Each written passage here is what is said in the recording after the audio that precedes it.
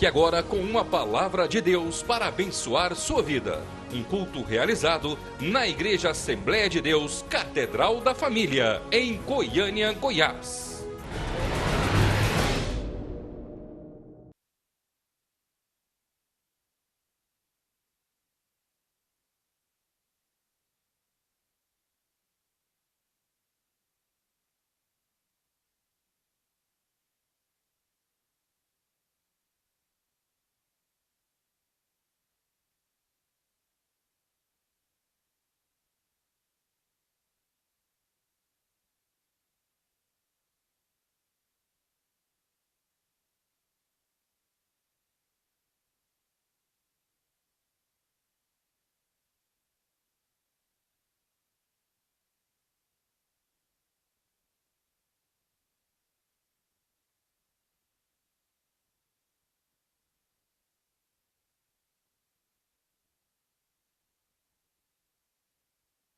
Confira, por favor, na sua Bíblia, livro de 1 Reis, capítulo 3, e o verso 5. Deus abençoe o Alisson pelo convite.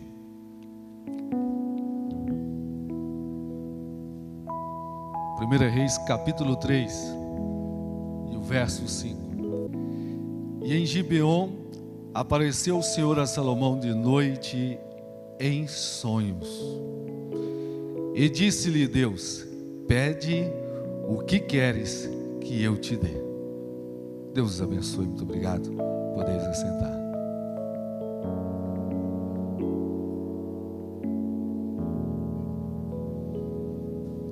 É interessante você observar a palavra de Deus, em especial esse texto aqui, quando Deus fala com Salomão. E aqui disse bem claro: apareceu o Senhor Deus a Salomão em sonhos. Ele estava sonhando. Era somente um sonho. Pode-se acreditar em alguma coisa dessa?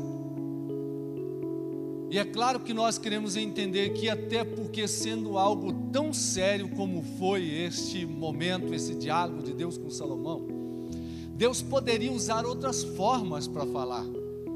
Havia outros meios que Deus poderia falar com Salomão, em especial usando um profeta. E se falando em profeta, havia um profeta ali que com certeza Salomão ia acreditar em tudo que ele dissesse. Profeta Natã. Se Natã diz alguma coisa para Salomão, Salomão para. Ele acreditava. Até porque, devido o fato ocorrido com seu pai, Salomão sabia muito bem quem era Natã, que era um profeta que não brincava com as coisas de Deus. Natã era diferente de outros profetas, como é o caso que nós encontramos na Bíblia Sagrada, um momento em que a Bíblia diz que Deus já havia perdido a paciência com Acabe. E Deus então, em um momento de reunião no céu, de tempo em tempo, há uma reunião, onde os filhos de Deus se comparecem diante do Senhor, e ele disse: quem subirá e convencerá Acabe a subir à guerra? A Bíblia diz assim que o espírito da mentira, isso é Satanás, ele comparece diante de Deus, porque até ele vai lá de tempo em tempo prestar conta. Ele não faz nada sem a permissão de Deus. Se tu permitires, eu entrarei e falarei na boca dos teus profetas.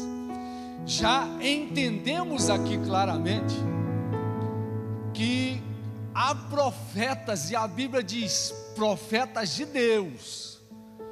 Não estava dizendo que eram falsos profetas, que eram profetas de Satanás. O espírito da mentira diz para Deus: falarei na boca dos teus profetas.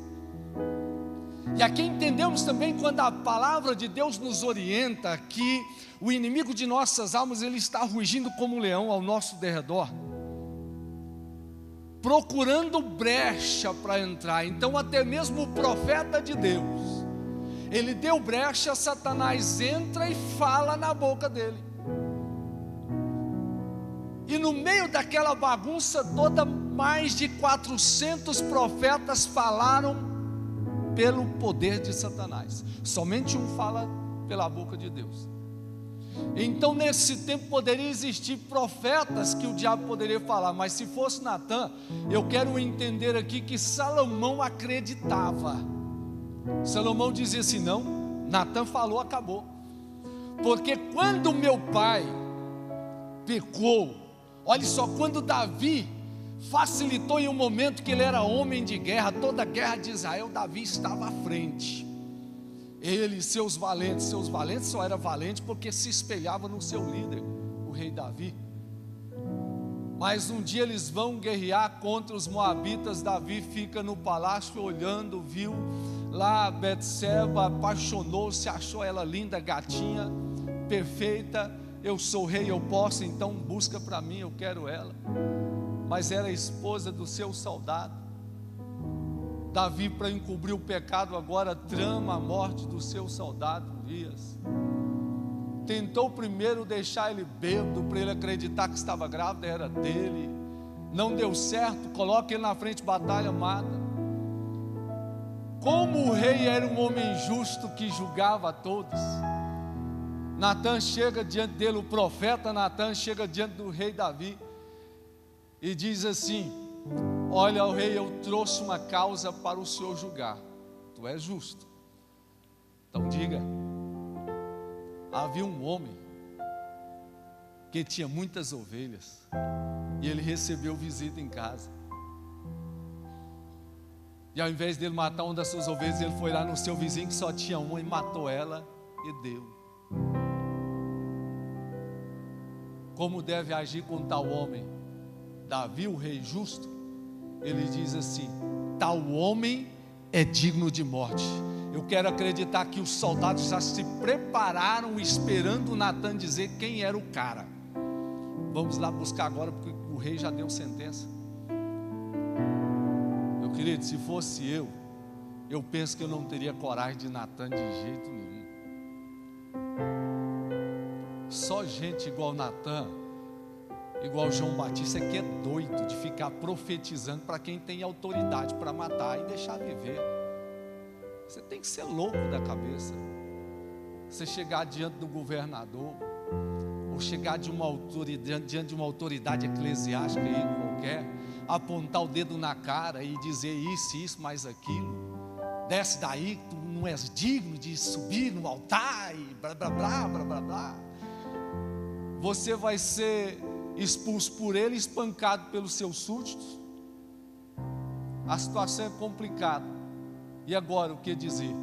Aí Natã leva o dedo na cara de Davi e diz: tu és tal homem. Quando diz assim, eu quero entender que os soldados agora já prepararam, não para buscar alguém que seria o tal pecador, mas para pegar o profeta Natã e matar. Eles esperaram uma ordem do rei Davi. Davi, ao contrário, caiu do seu altar, caiu do seu trono, dobrou-se diante do Senhor e disse: Senhor, perdoa-me, não retires de mim o teu espírito, muda, Deus, o meu coração. E aqui ele escreve o Salmo 51, e aqui nós entendemos o porquê lá no Novo Testamento a palavra de Deus diz assim, Deus dizendo: olha, Davi é o homem segundo o meu coração. Mas é claro, alguém diz: mas Davi era sanguinário, Davi pegou a mulher de Urias e mandou matar Urias. Como um homem desse pode ser segundo o coração? Você acredita que um dia eu ouvi um pastor dizer assim: eu estou bem, porque Davi, que era Davi, era um homem segundo o coração de Deus, então eu estou melhor do que Davi. Eu não sei se ele disse brincando comigo ou o que foi, mas ele disse isso para mim. Mas quando Deus diz o homem segundo o meu coração, foi após essa queda do trono que ele se ajoelha diante de Deus, e aí ele diz assim: mudou Deus o meu coração. Deus arrancou o coração de Davi e colocou um outro coração, e ele mudou tanto a sua personalidade que depois ele foge da presença de seu próprio filho que tentava lhe matar e não levantou a espada. E de repente, quando ele vai saindo da cidade, a história diz, a Bíblia Sagrada, que alguém pega em pedras e lança sobre Davi. O seu general arranca da espada e diz: vou matar esse cão. E aí Davi diz assim: não toque em tal homem, porque ele é usado por Deus para me julgar hoje. Mudou o coração. Salomão sabia disso. Quer mais uma prova por que Salomão deveria acreditar em Natã? Quando Davi estava no leito da sua morte, velho, deitado, esperando a morte chegar, um de seus filhos levanta com seu general e começa a gritar nas ruas de Jerusalém, se autodenominando rei. E aqui eu acho interessante esse negócio de colocar a mão na cabeça e dizer eu sou rei, né? Nós estamos vivendo esse século também de pessoas que estão aparecendo por aí, colocando a mão na cabeça e dizendo assim: ei, servo meu que falo contigo, é contigo mesmo, este vaso que eu estou usando. A partir de hoje, meu servo, eu te consagro a pastor, a ministro, a apóstolo, a bispo. As pessoas estão se autoconsagrando. Assim fez o filho de Davi. Ele se autoconsagrou, havia um processo. Era o profeta que deveria apresentar tal homem a ser rei. O profeta entraria com ele no templo e depois o sacerdote ungiria ele como rei. Quando isto ocorre, quem é que aparece diante de Davi? Natã. E Natã diz assim: lembras que você prometeu a Deus que Salomão seria o rei depois de ti? Aí Davi declarou ele rei na hora. Davi já manda chamar o sacerdote, o profeta já estava ali. Por quê? Quem disse era Natã. E aqui que eu quero entender, por que Deus então não usa Natã para falar com Salomão? Por que não chega Natã diante de Salomão e diz assim: ei, servo que falo contigo através deste vaso, né? Eu vim aqui fazer um negócio contigo. Pede o que você quiser. Deus manda dizer assim para você, Salomão: pede o que você quiser que eu vou te dar. Pede os seus inimigos que eu coloque ele debaixo dos seus pés. Pede o crescimento do reino, porque eu vou te dar isso.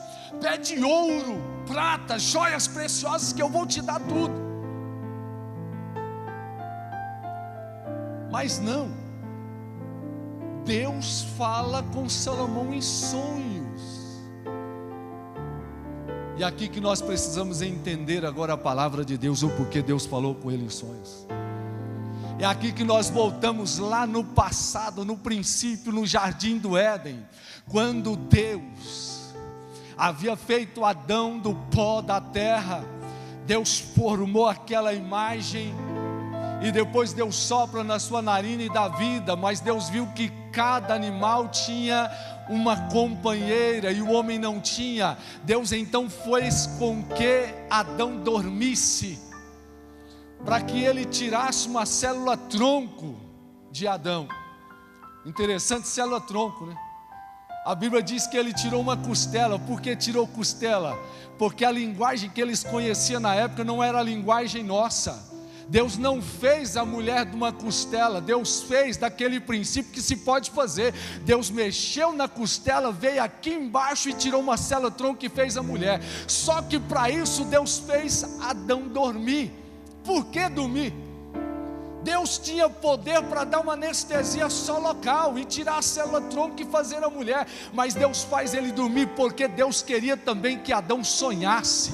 E quando Adão sonhou, a própria ciência nos prova isso através dos estudos do DNA mitocondrial, Eva, que havia um DNA perfeito no princípio, e a Bíblia nos fala isso. No ano de 1986, a doutora Rebecca Brown estuda sobre isso e chega a essa conclusão, quando ela estuda 186 pessoas de países diferentes. Ela chega a uma conclusão pelo DNA que todos vieram de uma mulher, e ainda chega mais uma conclusão juntamente com outro colega dela, que a humanidade tem aproximadamente de 6.000 a 6.500 anos de existência, não mais do que isso. E eles chegaram pelo DNA mais uma conclusão, que Adão e Eva era perfeito, lindo. Adão tinha um cabelo lindo, Adão tinha um rosto lindo, um corpo malhado, malhado, daquilo que você vai lá para a academia, fica ali se preparando para chamar a atenção das gatinhas. Adão tinha tudo aquilo sem precisar da academia, e Eva era linda, perfeita, aquele cabelão. A história diz isso na Bíblia Sagrada, a ciência também diz isso. E quando eu digo que a história na Bíblia Sagrada diz, porque a ciência já havia afirmado o que a Bíblia estava dizendo, o quê? Dizendo que Adão era a imagem e semelhança de Deus, mas Sete era a imagem e semelhança de Adão. A ciência diz que fomos perdendo a característica, que o DNA era perfeito, mas ele perdeu a sua perfeição. Aí Adão sonha, e sonha com uma mulher linda. Ele sonhou com os cabelos, ele sonhou com o corpo, ele sonhou com o rosto, ele sonhou com a cor dos olhos, ele sonhou com o bronzeado que ele tinha também. E Deus fez a mulher segundo o sonho de Adão. Quando Deus fala com Salomão, Deus fez com que Salomão primeiro dormisse na sua cama, esperou Salomão sonhar, e quando Salomão sonhou, Deus falou com Salomão. Porque se Deus tivesse usado o profeta para falar com Salomão, em primeiro lugar, Salomão temia o pedido que ele poderia fazer a Deus, porque Salomão respeitava o seu pai, o rei Davi. Era conhecido por toda aquela região como o maior rei da história. E na verdade algumas nações não querem reconhecer isso, porque hoje há uma revolta de Satanás nas nações contra Israel. Mas a verdade é que o maior rei que existiu até hoje se chama Rei Davi, que governou segundo o coração de Deus. Rei Davi. Salomão nunca pediria a Deus mais do que o seu pai havia feito. Na sua consciência, nós estamos limitados quando estamos acordados. É esta palavra que eu quero trazer para você hoje. Nós estamos limitados quando nós estamos acordados, porque quando nós estamos acordados, nós acreditamos no que nós pegamos, nós acreditamos naquilo que nós vemos. Eu era chamado o encrenqueiro na aula de música. Eu estava estudando violão e o professor queria me passar ali as posições, as notas, e eu parava, ele queria que ele me explicasse por que aquela somatória de notas dava acorde. Por que essa nota com essa corda com aquela? Eu queria que tivesse uma lógica, uma explicação.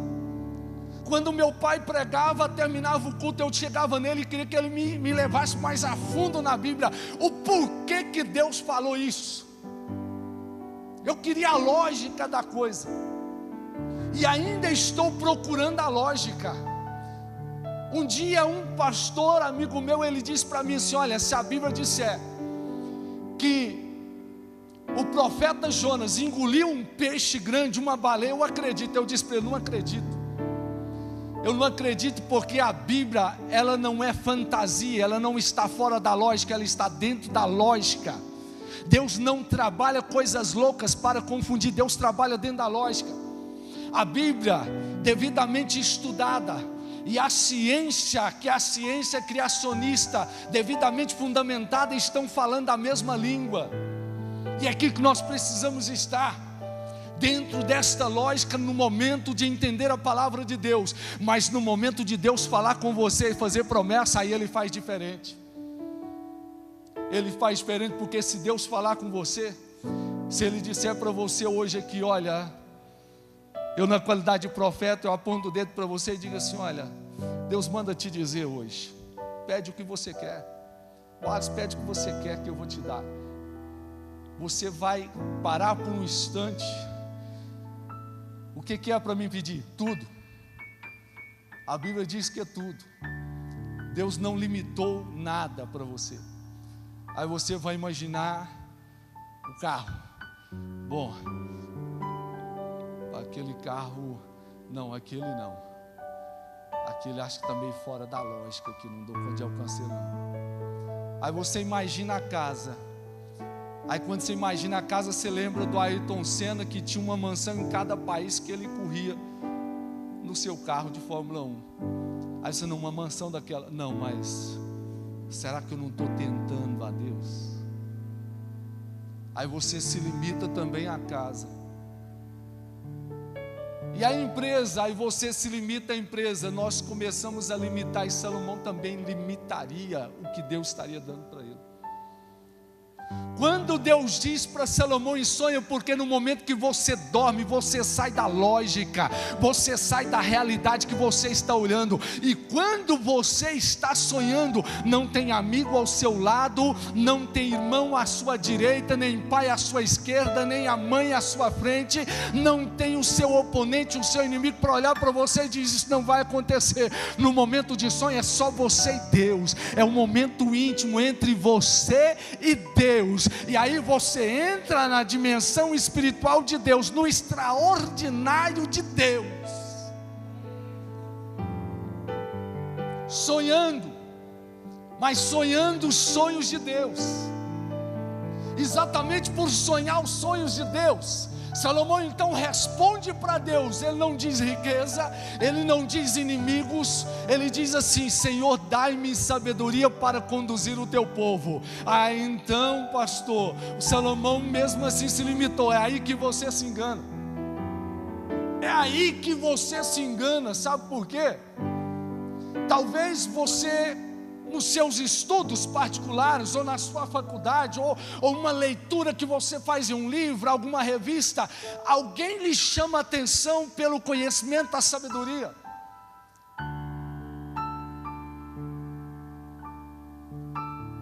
É claro que nós olhamos hoje, Einstein se torna muito importante para a humanidade devido às suas descobertas. Há muitos cientistas que se tornaram importantes para nós e nós admiramos a capacidade intelectual. Há pouco tempo eu estava assistindo um garoto fazendo os cálculos matemáticos, e ele rápido e começa a riscar no quadro e faz só de cabeça, e eu dizia: meu Deus, que mente é esta? Se tornou natural para nós. Hoje você andar com esse computadorzinho na mão, eu estou com um aqui, você com certeza está com um aí. Você deve ter um celularzinho aí que faz loucura, mas alguém criou isso, alguém fez isso. E por mais que nós queremos dizer que é natural, porque nós acostumamos com a tecnologia, é uma loucura você pegar um aparelho desse e pensar que alguém imaginou, que alguém concluiu essa obra, que tem um arquivo guardado, tem fotos, tem imagens que estão ali. Só que quando Salomão diz assim: Deus, eu quero sabedoria, ele não estava pedindo para que Einstein lhe desse uma aula. Ele não estava conversando com nenhum cientista, com nenhum professor, com nenhum técnico, com nenhum mestre para lhe explicar uma matéria. Ele estava conversando com aquele que é a própria sabedoria. Ele estava falando com aquele que fez a terra, aquele que fez toda a natureza, que imaginou a natureza, que sonhou com a natureza, e depois que o próprio Deus sonhou, ele declarou e ela existiu. Aquele que fez o homem, que ninguém consegue defini-lo até hoje. Aquele que fez a sua visão, que você não consegue explicá-la, porque você está olhando hoje aqui, está definindo personalidades, você está definindo cores, semblantes são mudados. Eu estou percebendo quando alguém está alegre, quando alguém se admira, quando alguém espanta. Daqui de cima eu estou observando você pela visão, e a ciência não consegue definir a sua visão, mas o Deus da sabedoria fez todas essas coisas. E sabe o que mais que ele fez? A Bíblia diz que ele fez os céus e a terra, e o salmista ainda diz assim, que ele chama as estrelas, os astros, os planetas pelo seu nome, e elas lhes ouvem e lhes atendem. E sabe o que a ciência diz? A ciência diz: nós conseguimos até hoje fotografar mais de 10.000 galáxias, mas acreditamos que tem mais. Através dos cálculos que nós fizemos da distância de um planeta da Terra, nós podemos concluir que o universo tem aproximadamente 50 milhões de anos-luz. Isto é, você viajando a 180, mais ou menos isso, 180 quilômetros por segundo, você gastaria 50 milhões de anos para cruzar o universo. Quem fez isso? Aquele que é, aquele que era, aquele que há de vir, aquele que estava falando com Salomão, e Salomão dizendo: dai-me um pouco da tua sabedoria. Meu querido, Para você saber o que é essa sabedoria, essa partícula de sabedoria que Deus deu para Salomão. E Salomão sabia muito bem do que ele estava falando. Lê lá quando Salomão começa a fazer os cálculos. Sabe o templo de Israel? Foi Salomão o arquiteto. Deus deu para ele, ele desenhou, ele calculou, ele somou, ele multiplicou, ele dividiu. Havia ali, diante do templo, uma meia esfera de bronze.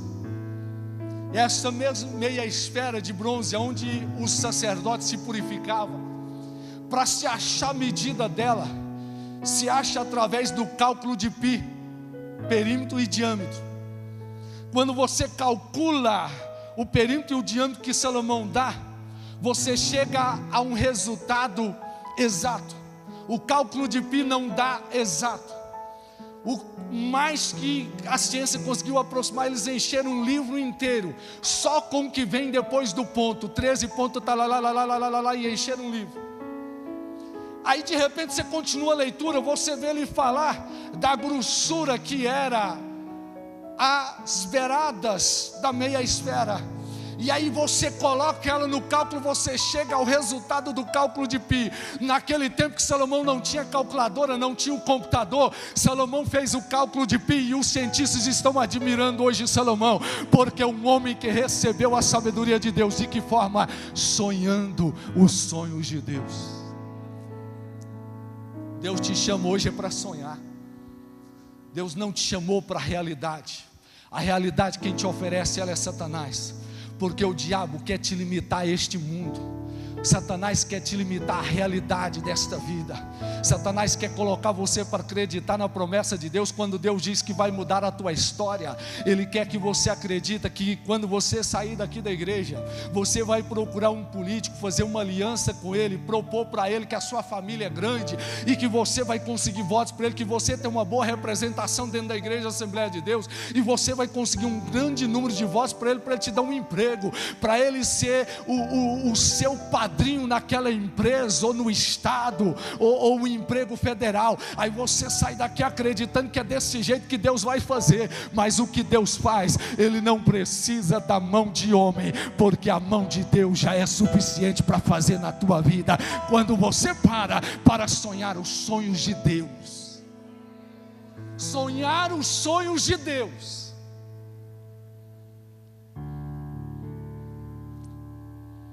E aqui eu quero te lembrar de um outro personagem.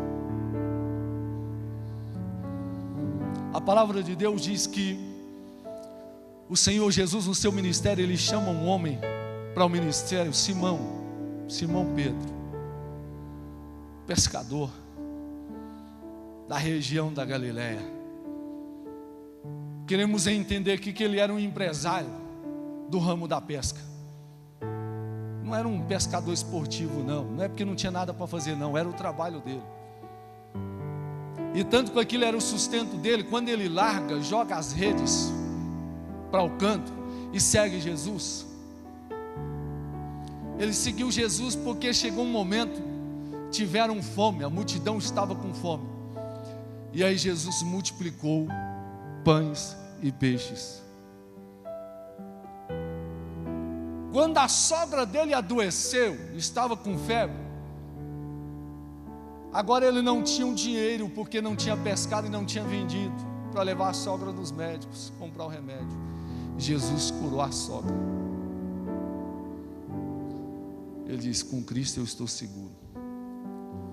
Mas quando Jesus foi crucificado e foi morto, agora eu não posso continuar, eu preciso do meu sustento para continuar. Ele volta para a pescaria. Aí Jesus aparece diante dele. Quando eles voltam da pescaria, Jesus já estava ali preparando a janta deles. Depois da morte, Jesus estava ali, ressuscitou e preparando a janta deles. Eles jantaram com o Senhor Jesus. Aí Jesus chama Pedro em particular e diz assim: Pedro, tu me amas? Sim, Senhor, eu te amo. Pedro, tu me amas? Sim, Senhor, eu te amo. Quando ele pergunta a terceira vez, o Senhor Jesus estava convidando Pedro agora para sonhar com ele. Tu me amas mais do que a estes? E a pergunta para você: mais do que quê? você ama o Senhor Jesus? O que é que pode estar hoje diante de você, que você pode abrir mão e dizer assim: Senhor, eu te amo mais do que isso? Eu não sei para você, mas para mim, e quando eu digo isso, eu digo baseado no meu sentimento e baseado na Bíblia Sagrada, o mais importante para mim seria pai e mãe. Está acima de tudo. Deu a vida, cuidou, amou, ensinou a andar, ensinou a falar, sustentou. Segundo diz que uma família de classe média baixa, ela gasta com uma criança, do seu nascimento até a sua formatura na faculdade, 1 milhão. Uma família de classe média baixa. Daí dá para você entender o quanto você vale para o seu pai. E ele gastaria muito mais. E sem contar quando você adoece. Seria normal, sem doença. Do que você abre mão? A Bíblia diz assim, ó, o primeiro mandamento com promessa é amar pai e mãe. Mas ele diz assim, ó, se você não deixar pai e mãe por amor de mim, você não é digno de mim. O que te prende na realidade? Se algo te prende na realidade, Deus te chama para sonhar nesta noite. Quando ele diz assim, Pedro, tu me amas mais do que a esse, ele diz, tu sabes de todas as coisas.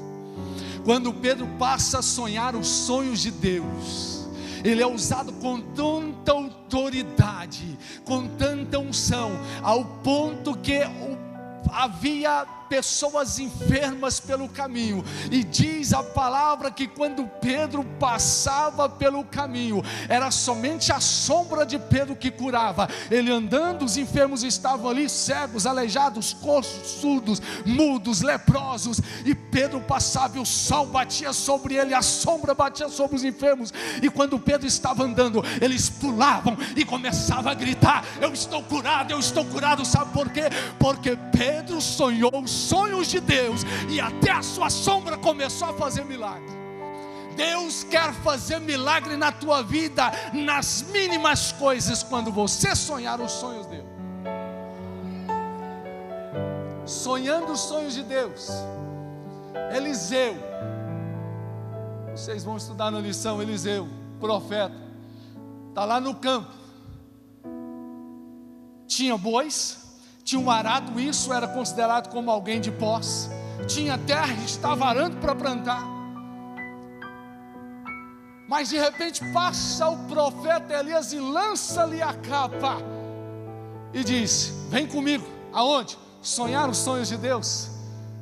A Bíblia diz que naquele momento, ele fez loucura aos olhos dos homens, ele matou os bois, pegou o arado, quebrou, e colocou fogo, e ofereceu em sacrifício a Deus, e virou as costas para a roça, e foi-se embora atrás de Elias.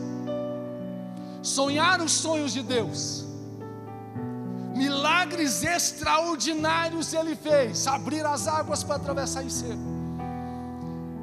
De tantos milagres que Eliseu fez, há um que me chama muita atenção, sabe qual é? Ele morreu, foi sepultado, a carne desapareceu, virou pó, só tinha ossos. Israel estava em guerra, não tinha mais aonde sepultar ninguém. Eles abriram a cova do profeta, algo que não podia fazer, jogaram o soldado na cova, e quando jogou, que ele bateu nos ossos de Eliseu, ele sentiu um choque, algo diferente, pulou de pé e disse, eu estou vivo, porque alguém que sonhou os sonhos de Deus, me ressuscitou ainda da morte. Sonhar os sonhos de Deus. Finalizando, eu lhe conto de mais um sonhador, o sonhador José. Não é isso que a Bíblia chama ele? O sonhador, filho de Jacó. Tinha muitos irmãos, odiado pelos seus irmãos. E eu te pergunto, o que virou dos irmãos de José? Aí você fala assim, não, são patriarcas, certo? Deu nome à tribo de Israel, são patriarcas. Mas qual a história que eles fizeram? Qual a história que eles escreveram? Qual foi o feito extraordinário que eles deixaram para a humanidade? Nenhum. porque eles estavam vivendo a realidade de pastor de ovelha. Eles estavam acreditando que todos os dias precisavam sair e cuidar de ovelhas, porque era o seu sustento. Enquanto eles estavam enxergando o natural, José estava sonhando o sobrenatural. Enquanto eles olhavam ovelhas, José deitava, dormia e sonhava com eles, dobrando-se diante dele e adorando ele como autoridade. Enquanto eles perseguiam José, José deitava, colocava a cabeça no travesseiro e sonhava que até mesmo seu pai ajoelharia-se diante dele e prestaria a reverência como autoridade. Sabe o que acontece com o sonhador? É lançado numa cisterna e não tinha nenhum lugar para ele olhar e pedir socorro, somente para cima, para aquele que é o dono dos sonhos. De lá ele é tirado e é entregue como escravo. Um sonhador agora é escravo. Quem quer ser escravo? Misericórdia. Numa hora dessa, seria um momento que eu e você ia desviar, ia largar de ser crente. Falei, não, você está brincando. Deus está me mostrando coisas em sonho. O pastor falou de sonhos, e agora eu venho parar numa vida desgraçada dessa, virar escravo. Você está brincando comigo? Eu achei que eu ia ser dono da empresa, eu virei um lixeiro. Estou carregando o lixo para fora. Seria mais ou menos isso aí, meu querido, para a realidade de hoje.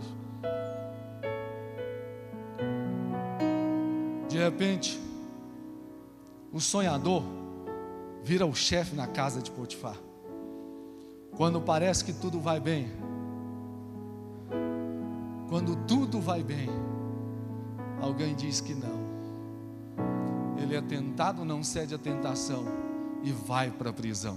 Pior do que ser escravo é ser um prisioneiro. Mas ainda na prisão ele sonhava os sonhos de Deus. E quando ele menos esperava, sonhando os sonhos de Deus, ele vira o governador do Egito, a segunda maior autoridade no Egito. E aqui você entende claramente porque é algo impossível de se acontecer. Não era egípcio, não tinha nacionalidade egípcia, não era filho de Faraó, não era sobrinho de Faraó, não tinha parentesco nenhum, era um prisioneiro. Da prisão ele sai para ser governador. Quem faz isso? Somente Deus, com aqueles que sonham com Deus. Eu convido você a estar de pé agora. Sonhar os sonhos de Deus. Sabe o que a Bíblia diz a respeito disso? Ela diz assim, ó, Deus é o Deus que faz muito mais do que pedimos. Porque quando nós pedimos, nós estamos acordados. E ela disse, Deus é o Deus que faz muito mais do que pensamos. Porque quando pensamos, nós estamos acordados. Deus te convida nesta noite a entrar na dimensão do Espírito. Deus te convida nesta noite a entrar no sobrenatural dEle. Meu querido, eu sou tio do Alisson. Talvez o que você sabe de mim é somente isso. Sou tio do Alisson. Se eu não fosse tio dele, eu nem ia pregar aqui hoje. Ele não ia me convidar para pregar. Então tem os privilégios de ser tio dele. Eu vim pregar. Mas eu nasci aleijado. Esse dedo aqui encostava aqui, ó. Nasci com a perna assim. Naquela medicina de 42 anos atrás, quase 43 anos já, quase completando 43 em setembro, era impossível que alguém que nasce aleijado estivesse hoje assim. Eles quebraram os ossinhos e colocou um gesso, e quando tirou o que colou os ossos, o nervo puxou e a perna enrolou. A minha mãe saiu da realidade e começou a sonhar com Deus e passou a mão em cima e diz assim, Deus, eu lembro muito bem quando meu marido estava saindo para a convenção e eu disse, eu estou grávida. E ele naquela hora ele orou e disse assim, Deus, se for um varão vai ser pregador, vai ser pastor. Deus, eu não quero que o meu filho seja um pastor aleijado em cima do púlpito, ele vai ser perfeito. A minha perna desenrolou e ficou perfeita para a honra e glória do Senhor. Passa-se os tempos, eu estava morando em Itaguaru, meu pai pastor de Itaguaru, eu tinha aproximadamente 7 anos de idade. Eu tive um tumor, se fosse hoje, todo mundo ia entrar à loucura, porque tumor do tamanho de uma laranja. no corpo. Eu fui levado para Itaguari. Olha que bando de açougueiro que existia naquele tempo. Nem açougueiro dá conta de fazer um negócio desse. O médico me jogou na cama sem anestesia, cortou, tirou um tumor e me deixou ali. A minha mãe me carregou e levou para a cama. Mas a infecção ficou, me atacou todo o corpo, e eu tive uma infecção de ouvido, fiquei surdo do ouvido direito, e eu estava sendo atingido do ouvido esquerdo. Minha mãe por várias vezes veio comigo para Goiânia, de hospital em hospital, clínica em clínica. Os médicos só diziam: não tem solução, o caso dele é irreversível. E um dia na adolescência eu estava no ginásio Rio Vermelho ouvindo o pastor Gesiel Gomes pregar, e quando ele diz assim: Deus vai fazer milagre, eu naquela hora eu saí da realidade e comecei a pular por cima das pessoas, pulei lá no meio e entrei no meio daquilo ali para receber a oração. Quando ele ministrou, abriu-me o ouvido, e eu estou ouvindo o perfeito até hoje, porque eu entrei na dimensão de Deus, nos sonhos de Deus. Na realidade a medicina não fazia, mas Deus é o Deus que faz todas as coisas. Eu estava pastoreando uma igreja aqui em Goiânia, quando tudo parece estar bem, eu sofri um acidente, fiquei em coma por 4 dias. O médico disse, segundo os meus irmãos disseram para eles, que seria impossível que eu levantasse da cama antes de 1 ano.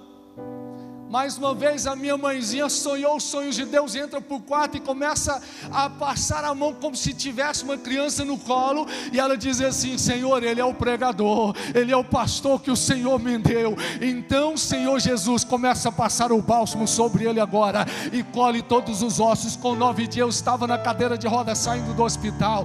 Com 2 meses eu estava na cadeira de roda em cima de um palanque pregando em cruzada. Com 4 meses eu estava andando de muleta pregando no congresso de jovens em Brasília no período do carnaval. E aí eu comecei a andar e caminhar para um lado e para outro, mas de repente passa-se alguns dias, eu estava andando de bengala, eu achava até chique andar de bengala. Eu estava lá em Palmeiras pregando, só que antes de chegar em Palmeiras eu orei e falei com Deus assim: Senhor, eu só quero te dizer uma coisa, eu te amo acima da minha vida. Eu estava dormindo, só pode. Eu te amo acima da minha vida, e digo para o Senhor que tudo que eu passei, que foi isso, mais isso, mais isso, mais isso, se isso não foi suficiente para provar para Satanás e para o mundo, para muitas pessoas, que eu te amo acima da minha vida, eu estou pronto a passar pela aprovação de novo. Eu estava pregando com 10 minutos de mensagem, a minha perna partiu, o osso entrou dentro um do outro e diminuiu a minha perna 4 centímetros. Eu olhei para baixo, a perna estava balançando e eu tremi de dor. E naquela hora eu parei de pregar e só disse: Jesus, eu te amo. E comecei a dizer: Ele é Jeová Rafa, o Deus que cura as nossas feridas. Ele é o Deus que reina, Ele é o Deus que é para todo sempre. É o dono dos céus e da terra. Sem Cristo eu não vivo sem Jesus. Para Jesus eu vivo, para Jesus eu vou respirar, para Jesus eu vou falar, para Jesus eu vou olhar. Cristo é tudo para mim, sem Ele eu não sou nada. Saí de lá para o hospital para descobrir que eu estava com a infecção crônica. A infectologista, quando pegou o resultado, ela me manda imediatamente para o hospital Yogi, liga para o médico dizendo assim: entra com tal remédio porque ele só tem 24 horas de vida, talvez escapa. Me lembro bem de estar deitado na enfermaria 7 do hospital Yogi, e o médico ao meu lado conversando com o outro, ele diz assim: vamos amputar a perna dele para ver se dá para salvar o rapaz. Eu estava com o exame que havia feito, que a minha perna estava toda tomada de infecção, e eles planejando no outro dia amputar a minha perna para ver se secava a infecção. Eu tinha 24 horas para morrer de uma infecção generalizada. Naquela noite, quando eu estava dormindo, eu acordei, porque eu percebi que a cama estava molhada. Quando eu olhei para ver o que era aquilo, que levei a mão para trás e liguei a luz do quarto, eu percebi que o que estava molhando a cama era um sangue que saía da minha perna, um sangue aguado, cheio de pus. Eu puxei a campainha, veio enfermeiro, chamou o médico. No outro dia eles me fizeram uma cirurgia para ver o que estava acontecendo, porque a infecção estava explodindo, segundo eles. para chegar a um resultado que aonde antes existia infecção, ela desapareceu, só tinha cicatriz. Enquanto eu sonhava, Deus trabalhava na minha vida, e eles fizeram um novo exame para descobrir que não existia uma célula infeccionada na minha perna, sonhando sonhos de Deus. Se eles operassem, eles tiravam parte, ou às vezes tiravam o que não precisava. Mas quando Deus tira, meu querido, Ele só tira o que não presta. O que é bom Ele deixa, e o que falta de bom Ele acrescenta na sua vida. Mas entre na dimensão de Deus e sonhe como José, sonhe como Salomão, e diz: eu quero sabedoria. Ele pediu ao dono da sabedoria. Eu ia pregar no congresso em Anicuns, Oeste Goiano.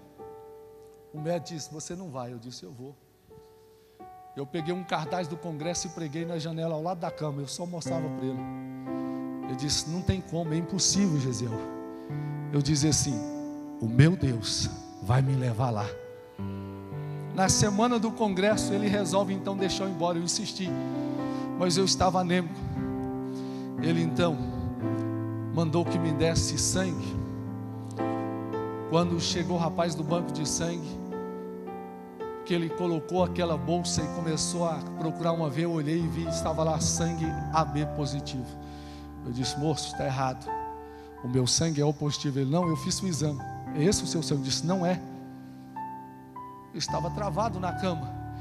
Ele colocou, quando o sangue começou a correr pela veia, o coração pulou e eu senti uma dor tremenda. Eu gritei, o meu coração alterou. Ele disse: acalma que você está nervoso, e fechou a porta. Eu tentei gritar a ele, eu não tinha voz.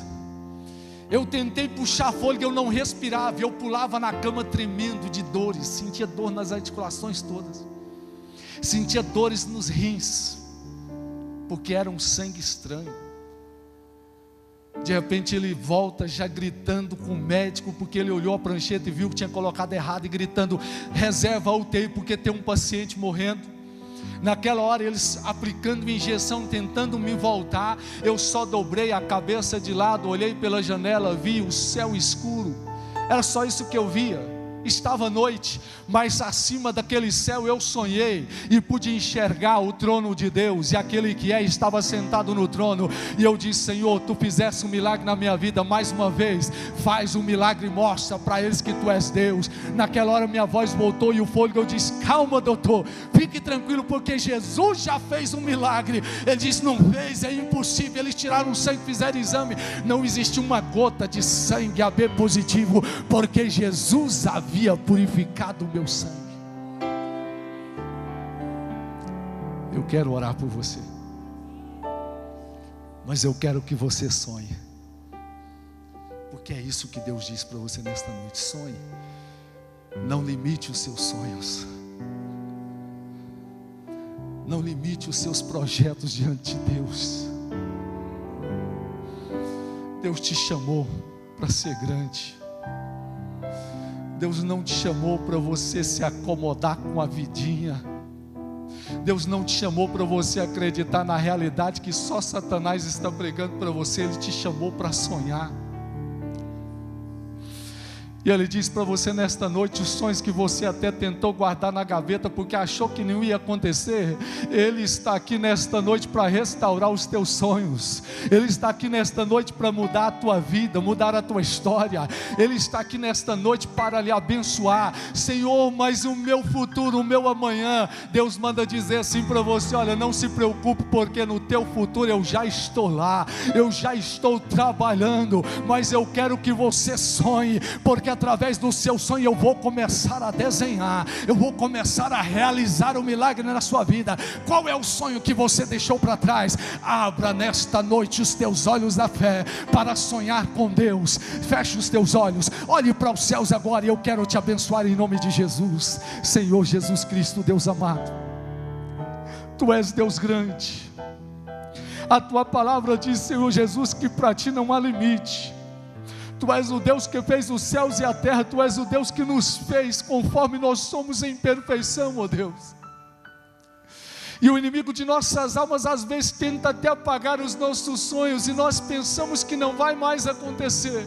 Mas nesta noite, Senhor, eu estou aqui como profeta teu, para pregar a tua palavra e profetizar, Senhor Jesus, sobre a vida dos teus filhos que aí estão, que acreditaram nesse momento no impossível, no extraordinário, naquilo que o homem não pode fazer, mas o Senhor vai fazer nesta noite, ainda nesta noite. E como servo e ministro da tua palavra, eu declaro aqui agora, na autoridade do teu nome e na unção do teu Espírito Santo, que as janelas do céu se abram, e nesta hora que possa descer como fogo, como raios e trovões sobre esta casa de oração, as bênçãos de vitória que o Senhor tem para os teus filhos, os sonhos que eles sonharam, os sonhos que eles sonham agora, em nome de Jesus eu declaro que se tornam realidades nesta vida, ainda nesta vida se torna sonhos em realidade,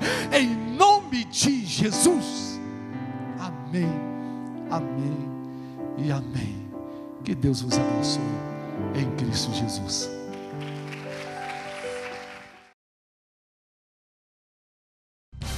Participe da programação da Igreja Catedral da Família. De segunda a sexta-feira, às 6:30 da manhã, Oração de Davi. Segunda, a partir das 14h30, Manancial Feminino, onde mulheres são restauradas e abençoadas por Deus. Segunda, a partir das 19h30, venha estudar Teologia com IBCAF, Instituto Bíblico da Catedral da Família. Terça-feira, às 19h30, venha ser um intercessor na Escola de Intercessão. Quarta-feira, às 19h30, culto de ensino da Palavra de Deus. Quinta-feira, às 20 horas, reunião dos adolescentes, Geração Daniel. Sábado, muito louvor e adoração com a juventude animada da Igreja Catedral da Família. Sábado, às 20 horas, Projeto Recomeçar. E domingo, às 9 horas da manhã, participe com sua família da Escola Bíblica Dominical. E domingo, às 18 horas, grande culto de celebração a Deus.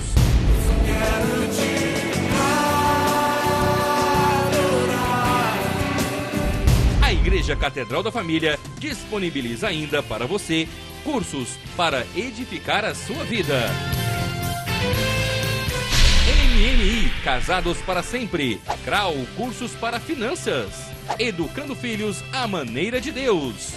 Alcançando o coração do seu adolescente. Veredas Antigas. ONI, curso para noivos. De domingo a domingo, uma programação recheada de muita alegria, unção e bênçãos de Deus. Informações 3281-4918 ou acesse o site www.catedraldafamilia.com.br.